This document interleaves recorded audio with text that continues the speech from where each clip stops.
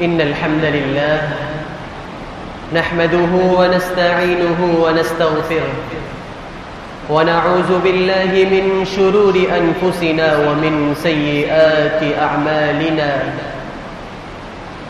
من يهده الله فلا مضل له ومن يضلل فلا هادي له، وأشهد أن لا إله إلا الله وحده لا شريك له، وأشهد أن محمدًا عبده ورسوله. أما بعد، فإن خير الحديث كتاب الله، وخير الهدي هدي محمد صلى الله عليه وسلم، وشر الأمور محدثاتها، وكل محدثة بدعة، وكل بدعة ضلالة، وكل ضلالة في النار. اللهم صل على محمد وعلى آل محمد كما صليت على إبراهيم وعلى آل إبراهيم إنك حميد مجيد. اللهم بارك على محمد وعلى آل محمد كما باركت على إبراهيم وعلى آل إبراهيم إنك حميد مجيد. يا أيها الذين آمنوا اتقوا الله حق تقاته ولا تموتن إلا وأنتم مسلمون. يا أيها الناس اتقوا ربكم الذي خلقكم من نفس واحدة وخلق منها زوجها وبث منهما رجالا كثيرا ونساء، واتقوا الله الذي تساءلون به والأرحام إن الله كان عليكم رقيبا.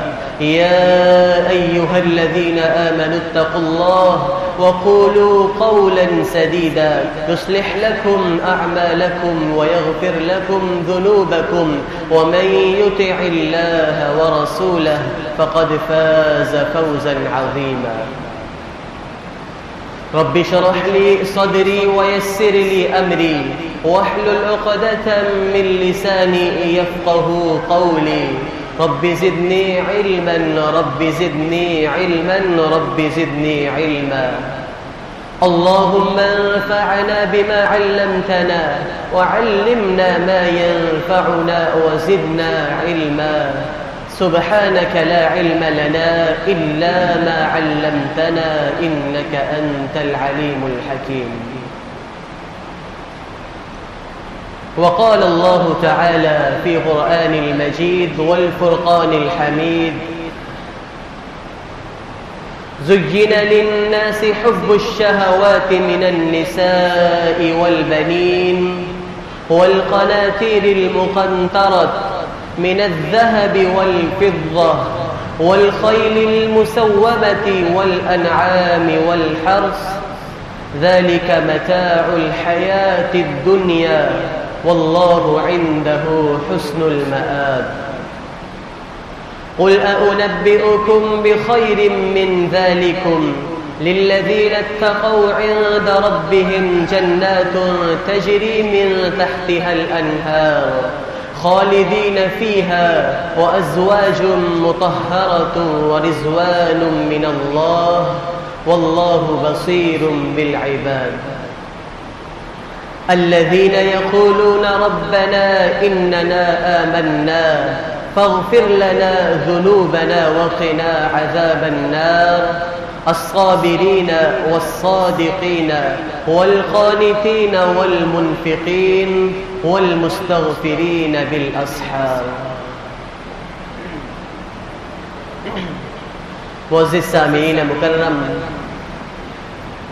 حمد و ثنا کے لائق اللہ وحدہ لا شریک، خالق کائنات، مالک ارض و سما، ذوالجلال والاکرام کی ذات ہے. بے شمار بے حد و حساب درود و سلام ہو امام الانبیاء، خاتم الانبیاء، رہبر کائنات رحمت للعالمین پیغمبر جناب محمد الرسول اللہ صلی اللہ علیہ وآلہ وسلم کی ذات گرامی پر اللہ کی رحمتیں ہوں اس کے نیک بندوں پر اور اس کی نیک بندیوں پر۔ ایک بات جو کہ مجھے اور آپ کو سمجھ لینی چاہیے کہ جو بھی انسان اس دنیا میں آیا ہے وہ ہمیشہ کے لیے نہیں ہے، بلکہ ایک دن ایسا ضرور آئے گا کہ اسے اس دنیا کو چھوڑ کر جانا ہے۔ اللہ رب العزت کا فرمان ہمارے سامنے موجود ہے، کل نفس ذائقۃ الموت، ہر نفس نے موت کا ذائقہ چکھنا ہے۔ لیکن جو لوگ اس دنیا کو چھوڑ کر موت کے آغوش میں چلے جاتے ہیں ان سب کی موت کا معاملہ مختلف ہوتا ہے۔ ہر ایک کی سچویشن مختلف ہوتی ہے۔ کچھ نصیب لوگ ایسے ہوتے ہیں کہ جنہیں اللہ رب العزت اچھی موت نصیب فرماتے ہیں، اور بہت سے بد نصیب لوگ ایسے ہوتے ہیں کہ جنہیں مر کر بھی سکون نہیں ملتا ہے۔ آج ہم اپنی حالت پر غور کریں تو ہماری حالت یہ ہے کہ ہم نے اپنا سب کچھ اس دنیا ہی کو سمجھ لیا ہے، جو کہ عارضی ہے، فانی ہے، ہمیشہ رہنے والی نہیں ہے، جبکہ موت جو کہ یقینی ہے، حقیقی ہے۔ قرآن خود کہتا ہے کل نفس ذائقۃ الموت، ہر نفس نے موت کا ذائقہ چکھنا ہے۔ لیکن آج ہم میں سے اکثر و بیشتر لوگ ایسے ہیں جو کہ اس موت کو بھلا کر اس کی تیاری کو بھی چھوڑ چکے ہیں۔ یہ دنیا جس کی حیثیت کچھ بھی نہیں ہے، آج ہم اس دنیا کے پیچھے چل رہے ہیں۔ ہماری تمام تر توانائیاں آج اسی دنیا کے لیے صرف ہو رہی ہیں۔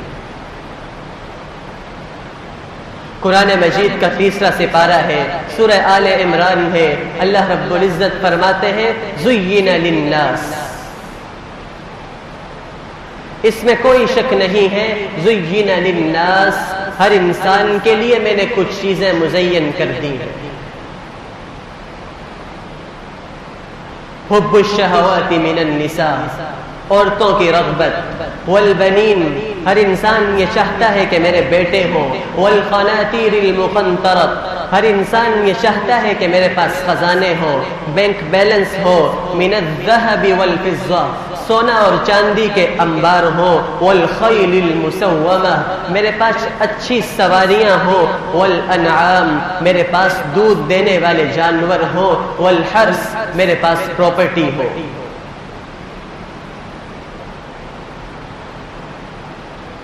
ہر انسان ان تمام چیزوں کی خواہشات رکھتا ہے، اور اللہ رب العزت فرماتے ہیں کہ میں نے تمہیں تمام چیزیں مزین تو کر دی ہیں، لیکن ایک چیز یاد رکھنا، یہ زندگی نہیں ہے۔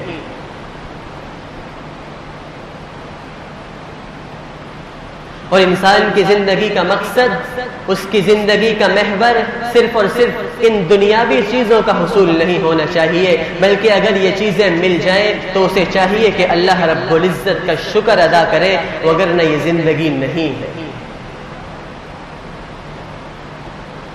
ذَلِكَ مَتَاعُ الْحَيَاةِ الدُّنْيَا، یہ تو دنیا کا ساز و سامان ہے۔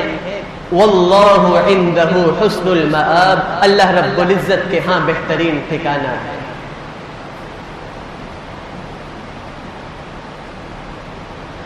پھر اللہ رب العزت فرماتے ہیں قل، اے میرے نبی صلی اللہ علیہ وسلم آپ کہہ دیجئے، اُنَبِّئُكُم بِخَيْرٍ مِّن ذَلِكُمْ، کیا میں تمہیں اس چیز کی خبر نہ دوں جو ان تمام چیزوں سے بہتر ہے۔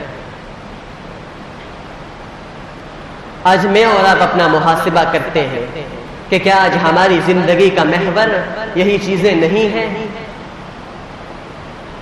کیا آج ہماری سوچ انہی چیزوں تک محدود نہیں ہو چکی ہے؟ کیا آج ہماری زندگی کی تمام تر کوششیں، جد و جہد، اسٹرگل انہی چیزوں کے لیے نہیں ہو رہی؟ سچ تو یہ ہے کہ آج ہماری زندگی کی تمام تر تگ و دو محنت سب کی سب اسی پر لگی ہوئی ہے۔ اللہ رب العزت فرماتے ہیں قُلْ أَأُنَبِّئُكُمْ بِخَيْرٍ مِّن ذَلِكُمْ، اے نبی صلی اللہ علیہ وسلم آپ فرما دیجئے کہ میں تمہیں خبر نہ دوں جو ان ساری چیزوں سے بہتر ہے۔ اے مالک الملک، ہر انسان یہ چاہتا ہے کہ اس کے پاس مال و دولت ہو، آسائشیں ہوں، گھر ہو، گاڑی ہو، پراپرٹی ہو، بینک بیلنس ہو، ہر انسان ان چیزوں کی تمنا رکھتا ہے۔ تو اے اللہ رب العزت وہ کون سی چیز ہے جو آپ فرماتے ہیں کہ ان سب چیزوں سے بہتر ہے؟ تو اللہ رب العزت جواب دیتے ہوئے فرماتے ہیں للذین اتقوا، ان تمام چیزوں سے بہتر یہ ہے کہ تمہارے دل میں اللہ رب العزت کا خوف پیدا ہو جائے، تقوی پیدا ہو جائے، تمہارے دلوں میں موت کے بعد آنے والے حالات کے متعلق سوچ پیدا ہو جائے، کیونکہ یہ دنیا کی زندگی محض ایک کھیل تماشا ہے، اس کا وقت بھی محدود ہے اور اس کی آسائشیں بھی ہمیشہ رہنے والی نہیں ہے اور اس کی تکالیف بھی ہمیشہ رہنے والی نہیں ہے، جبکہ حقیقی زندگی وہ ہے جو کہ موت کے بعد کی زندگی ہے، خالدین فیہا، ہمیشہ رہنے والی۔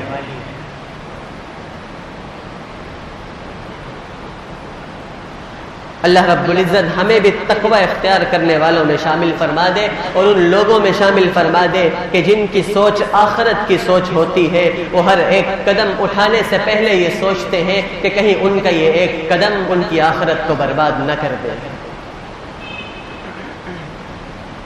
ان کی سوچ کا زاویہ آخرت کے گرد گھومتا ہے، مگر آج ہماری سوچ کا زاویہ اس دنیا تک محدود ہو چکا ہے۔ یاد رکھیے کہ جب ایک انسان آخرت کو فراموش کر دیتا ہے، موت کے بعد کے حالات کو خاطر میں نہیں لاتا، موت کی سختیوں کو اگنور کر دیتا ہے، تو پھر ایسے انسان کے لیے حلال و حرام میں، گناہ اور نیکی، اچھائی اور برائی، صحیح اور غلط کی تمیز ختم ہو جاتی ہے۔ آج ہم معاشرے میں یہ دیکھتے ہیں اور یہ کہتے ہیں کہ حلال و حرام میں فرق نہیں رہا، صحیح اور غلط کی تمیز باقی نہ رہی، اچھائی اور برائی میں فرق واضح نہ رہا، تو ان سب کی سب سے بڑی وجہ یہ ہے کہ آج ہم اپنی موت کو بھول چکے ہیں۔ ہمیں یہ احساس نہیں ہے کہ ہم نے مرنا ہے، ہم سمجھتے ہیں کہ موت آئے گی، ہمیں مٹی میں دفن کر دیا جائے گا، ہم مٹی میں مٹی ہو جائیں گے اور بات ختم۔ نہیں میرے دوستو، یہاں بات ختم نہیں ہو جاتی۔ اے اللہ رب العزت کا یہ قانون ہے، کل نفس ذائقۃ الموت، ہر نفس نے موت کا ذائقہ چکھنا ہے۔ پھر اس کے بعد کیا ہوگا؟ وَإِنَّمَا تُوَفَّوْنَ أُجُورَكُمْ يَوْمَ الْقِيَامَةِ، جو کچھ تم دنیا میں کرتے رہے اس کا پورا پورا بدلہ تمہیں عطا کیا جائے گا۔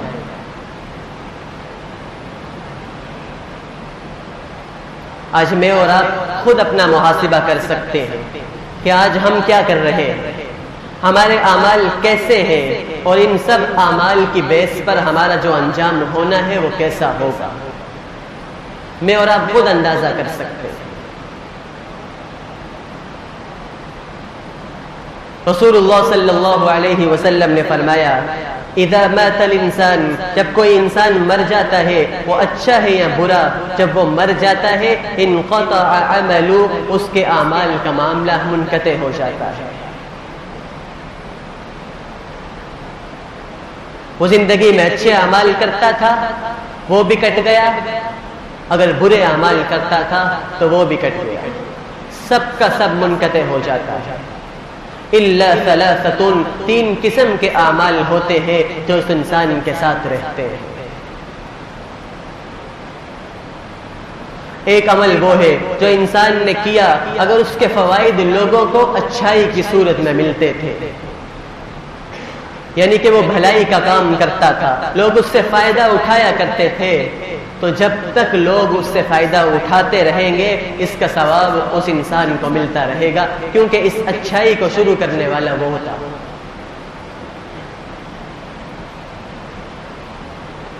اسی طرح اگر خدا نہ خواستہ کوئی انسان برائی کا کام کیا کرتا تھا، اس برائی کو پھیلاتا رہا، اس کی دیکھا دیکھی لوگ اس برائی کو اختیار کرتے رہے، تو جس طرح سے برائی کرنے والوں کو گناہ ملتا رہے گا، اسی طرح اس شخص پر بھی اس کا وبال آئے گا، کیونکہ یہ برائی کی دعوت دینے والا یہی شخص تھا۔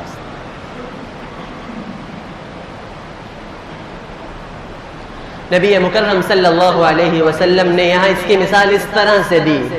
آپ نے فرمایا کہ قابیل نامی ایک شخص نے اپنے بھائی کو قتل کیا۔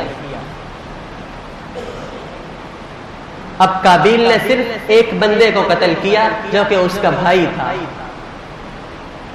مگر اس قابیل نے ایک ایسی برائی کی بنیاد رکھ دی، دنیا کو ایک ایسا کانسیپٹ دے دیا کہ اس طرح بھی کیا جا سکتا ہے، لیکن اب رہتی دنیا تک جتنے بھی لوگ قتل ہوتے رہیں گے، ان سب کا وبال اس مقتول کے ساتھ ساتھ اس قابیل پر بھی جائے گا، کیونکہ اس برائی کو جنم دینے والا وہ تھا۔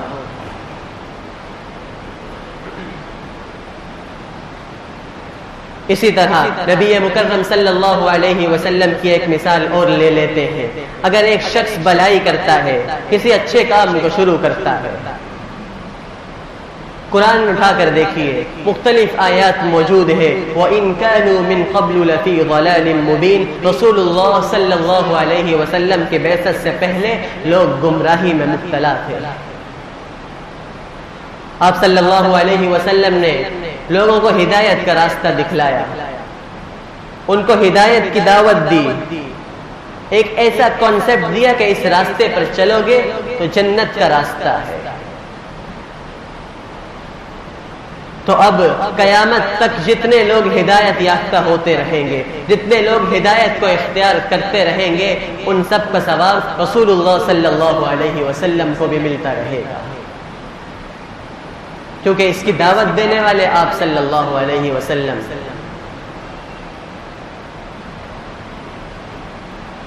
اور اللہ رب العزت نے قرآن میں ارشاد فرمایا، علمت نفس ما قدمت واخرت۔ ہر انسان قیامت کے دن دیکھ لے گا ان اعمال کو، ما قدمت واخرت، جو اس نے آگے بھیجے ہیں اور جو اس نے پیچھے چھوڑ دیے، ہر عمل کا پورا پورا بدلہ انسان کو عطا کیا جائے گا۔ تو آج ہمیں ان باتوں پر غور کرنا چاہیے۔ اللہ رب العزت فرماتے ہیں کہ دنیا کی ساری آسائشیں ایک طرف، اُنَبِّئُكُم بِخَيْرٍ مِّن ذَلِكُمْ لِلَّذِينَ اتَّقَوْا، سب سے بہترین چیز یہ ہے کہ انسان کے دل میں اللہ رب العزت کا خوف، تقوی پیدا ہو جائے، اپنی آخرت کی فکر پیدا ہو جائے۔ کیونکہ اللہ رب العزت فرماتے ہیں کہ جس شخص میں اللہ رب العزت کا خوف اور تقوی پیدا ہو جاتا ہے تو ایسے شخص کا مقام کیا ہے؟ عند ربہم، ان کے رب کے پاس، جنات تجری من تحتها الانہار، ایسی جنت اللہ رب العزت انہیں عطا کریں گے کہ جن کے نیچے نہریں بہتی ہیں۔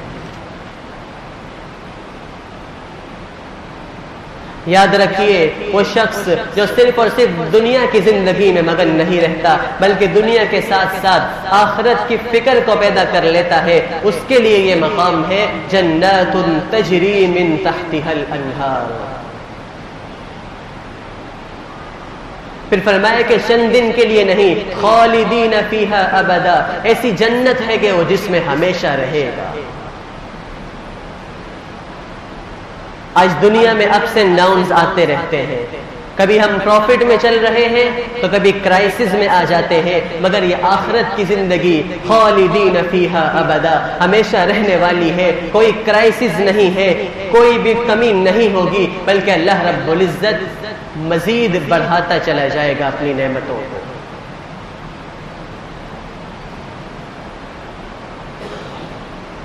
تو میرے دوستو، اصل زندگی تو یہی ہے کہ جس کے لیے ہماری تیاری بالکل بھی نہیں ہے۔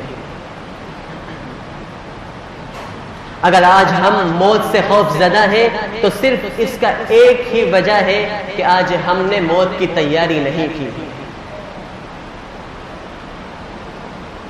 ہمارے اعمال ایسے نہیں ہیں کہ جن کی بیس پر ہم یہ کہہ سکیں کہ ہماری آخرت بہتر ہو جائے گی۔ ہم دنیا کی زندگی میں اتنے مگن ہیں کہ ہم کہتے ہیں کہ جو کھانا ہے کھا لو، جو پینا ہے پی لو، جو کرنا ہے کر لو، اپنی تمام خواہشات کو پورا کر لو، مگر اللہ مالک الملک کہتا ہے کہ نہیں، بل تؤثرون الحیات الدنیا، یہ تم دنیا کی زندگی کو ترجیح دیتے ہو، والآخرۃ خیر وابقی، آخرت بہتر بھی ہے اور باقی رہنے والی ہے۔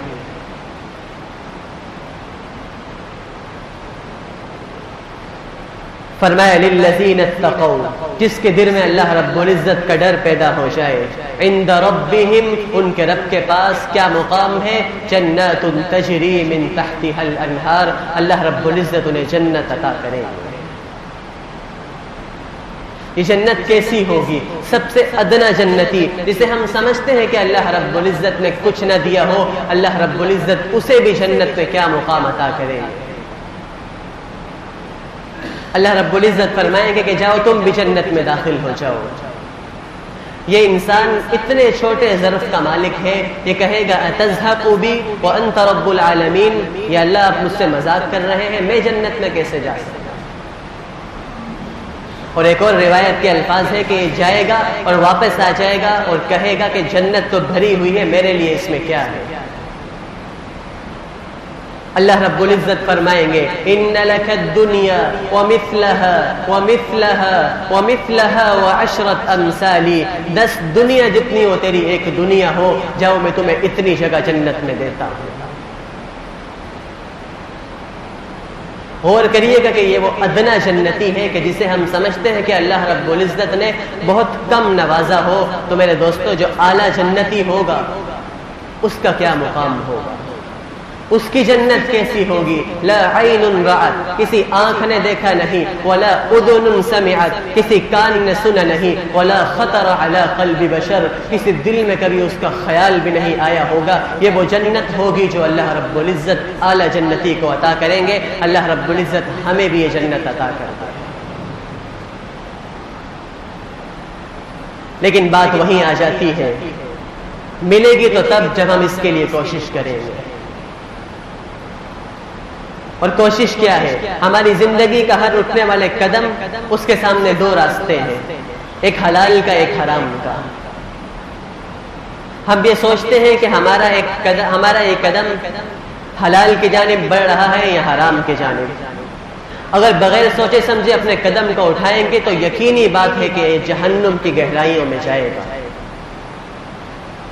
اور اگر سوچ سمجھ کر اپنے قدم کو اٹھائیں گے تو یقیناً یہ جنت کی طرف جانے والا ہے۔ اللہ رب العزت ہمیں یہ چھوٹی چھوٹی باتیں سمجھنے کی توفیق عطا فرمائے۔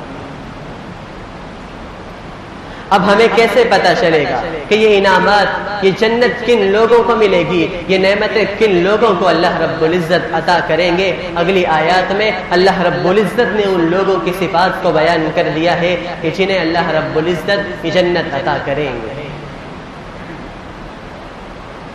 فرمایا کہ الذین یقولون، وہ لوگ جو کہتے ہیں ربنا، اے ہمارے رب، اننا آمنا، ہم ایمان لے آئے، ہم نے اس دین اسلام کے تمام احکامات کو تسلیم کر لیا۔ یعنی کہ انسان اپنے رب کے ساتھ یہ ایگریمنٹ کر لیتا ہے کہ میں آپ کی ہر بات کو تسلیم کروں گا، میں تمام احکامات پر عمل کروں گا۔ یہ ایگریمنٹ کرنے کے بعد اب انسان اپنی غلطیوں کی طرف دیکھتا ہے، اسے احساس ہوتا ہے کہ مجھ پر گناہوں کے داغ ہیں، تو وہ اللہ رب العزت سے اپنے گناہوں کی معافی طلب کرتا ہے۔ یعنی کہ مثال کے طور پر ہم دنیا میں مختلف فنکشنز میں جاتے ہیں تو ہم اس کے لیے لباس اچھا پہنتے ہیں، ہم خوشبو لگاتے ہیں، اپنے چہرے کو خوبصورت بناتے ہیں، ہم جوتا اچھا پہنتے ہیں۔ یہ سب اس لیے کرتے ہیں کہ جہاں میں شرکت کے لیے جا رہا ہوں وہ ہمیں برا نہ لگے۔ تو جب ہم دنیا کے معاملے میں اتنا اہتمام کرتے ہیں تو ایسا کیسے ہو سکتا ہے کہ یہ انسان جب اللہ کی بارگاہ میں جائے تو گندا ہی چلا جائے؟ تو جب انسان کے ذہن میں یہ سوچ آتی ہے کہ میں اپنے مالک کی بارگاہ میں پیش ہوں گا، میری موت کے بعد مجھے اپنے رب کے حضور پیش ہونا ہے، تو پھر اللہ رب العزت سے اپنے خطاؤں کی معافی مانگتا ہے، فاغفر لنا ذنوبنا، یا اللہ مجھ سے بہت سے گناہ ہو گئے ہیں، یا اللہ تو میری ان خطاؤں پر معافی کا قلم پھیر دے، یا اللہ تو مجھے پاک صاف کر دے، یا اللہ تو میرے گناہوں کو معاف فرما دے، وقنا عذاب النار، اور یا اللہ تو مجھے اس آگ کے عذاب سے بچا لے جو تو نے جہنم کی صورت میں تیار کر رکھا ہے۔ جنت میں جانے والے اللہ رب العزت سے یہ التجا کرتے ہیں۔ اب اگلی آیت میں اللہ رب العزت نے ان صفات کو بیان کر دیا کہ ان جنت میں جانے والے لوگوں میں جو ہوں گی،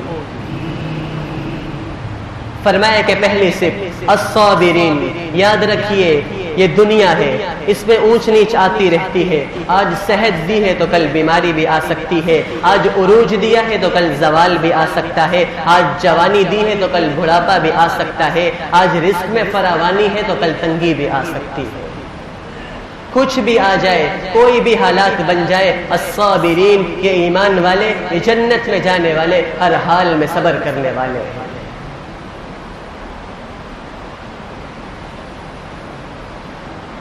آج آپ دیکھیے اللہ رب العزت نے ہمارا نصیب کتنا اچھا بنایا ہے۔ رسول اللہ صلی اللہ علیہ وسلم نے فرمایا کہ جو عزت و حرمت اللہ رب العزت نے اہل ایمان کو عطا کی ہے وہ کسی کے لیے نہیں ہے۔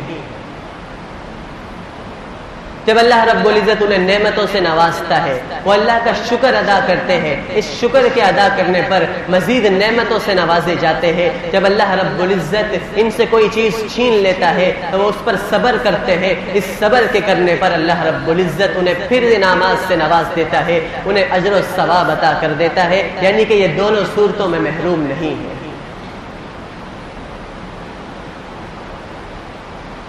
اب اگر آج ہم بھی ایمان کا دعویٰ کرتے ہیں لیکن مصیبتوں پر واہ ویلا بھی کرتے ہیں تو یہ کیسی عجیب بات ہے، کیسا ایمان ہے ہمارا۔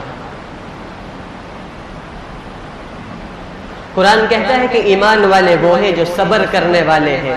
قرآن کی بات ہرگز غلط نہیں ہو سکتی، تو یقیناً غلطی ہمارے اندر ہے۔ تو یہ پہلی صفت تھی الصابرین، جنت میں جانے والوں کی پہلی صفت یہ ہے کہ وہ صبر کرنے والے ہیں۔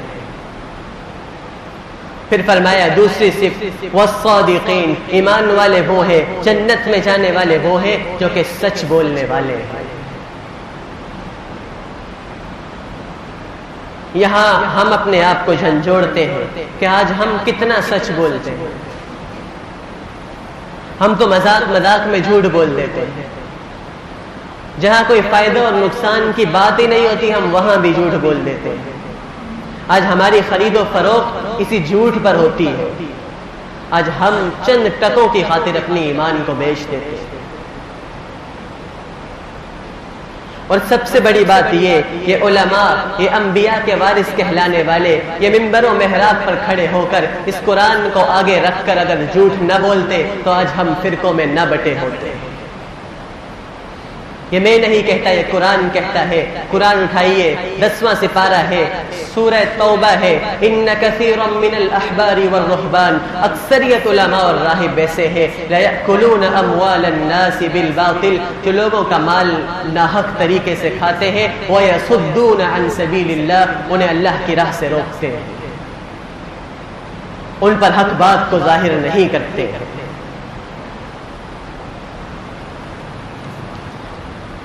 تو جنت میں جانے والوں کی تیسری صفت یہ ہے والصادقین، وہ سچ بولنے والے ہیں۔ اللہ رب العزت ہم سب کو ان صفات کا حامل بنا دے۔ پھر فرمایا والقانتین، وہ فرما بردار ہوتے ہیں، کس کے؟ اللہ اور اس کے رسول صلی اللہ علیہ وسلم کے۔ اللہ اور اس کے رسول صلی اللہ علیہ وسلم کے احکامات کے مطابق اپنی زندگی کو گزارنے والے ہوتے ہیں۔ آج ہمیں کہا جاتا ہے کہ فلاں بزرگ کی بات تو مان لو، اگر آپ سارے بزرگوں کی باتوں کا انکار کر دیں آپ کے ایمان پر ایک حرف بھی نہیں آئے گا، لیکن اگر آپ اللہ اور اس کے رسول صلی اللہ علیہ وسلم کے کسی ایک حکم کا بھی انکار کر دیتے ہیں آپ اسلام سے خارج ہو جائیں گے۔ تیسری صفت ان لوگوں کی جو جنت میں جانے والے ہیں وہ یہ ہے کہ والقانتین، وہ فرما بردار ہے۔ یہودیوں اور ہم میں یہ فرق ہے، جب اللہ رب العزت کا حکم آتا تھا تو وہ کیا کرتے تھے؟ وہ کہتے تھے سمعنا، ہم نے سن لیا، وعصینا، مگر مانیں گے نہیں۔ اور ان کے مقابلے میں اللہ رب العزت نے نبی مکرم صلی اللہ علیہ وسلم اور ان کے ساتھیوں کی یہ صفت بیان کی ہے کہ وہ کہتے رہے سمعنا، ہم نے سن لیا، واطعنا، اور ہم اطاعت کرنے والے ہیں۔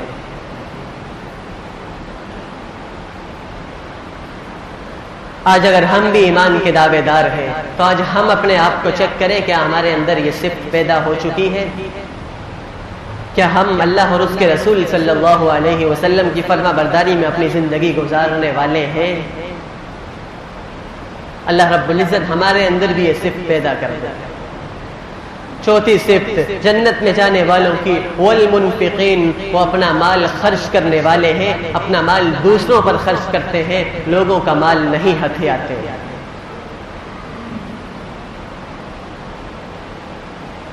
جنت میں جانے والوں کی یہ صفات آپ کے سامنے بیان کی، الصابرین، وہ صبر کرنے والے ہیں، والصادقین، وہ سچ بولنے والے ہیں، والقانتین، وہ فرما بردار ہیں، والمنفقین، وہ خرچ کرنے والے ہیں، یہ سب کچھ کرنے کے باوجود بھی، والمستغفرین بالاسحار، جب رات کی تاریکی میں وہ اٹھتے ہیں تو اللہ رب العزت کے حضور معافیاں مانگتے ہیں کہ کہیں ہم سے کوئی ایسی غلطی نہ ہو جائے کہ جس کی وجہ سے اللہ رب العزت ہم سے ناراض ہو جائے۔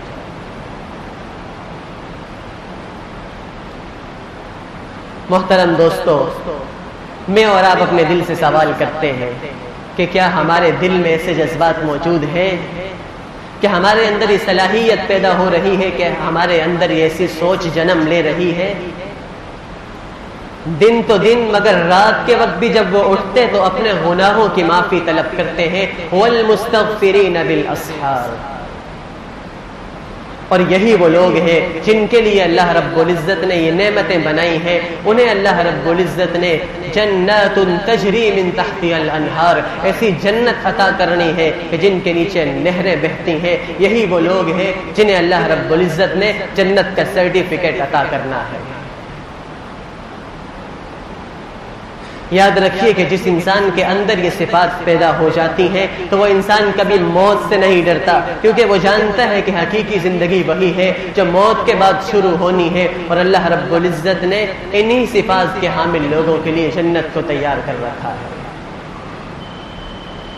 اللہ رب العزت سے دعا کیجئے کہ اللہ رب العزت ہمیں بھی توفیق عطا فرمائے کہ ہم بھی اپنے اندر ان صفات کو پیدا کرنے والے بن جائیں۔ اقول قولی ھذا واستغفر اللہ لی ولکم ولسائر المسلمین۔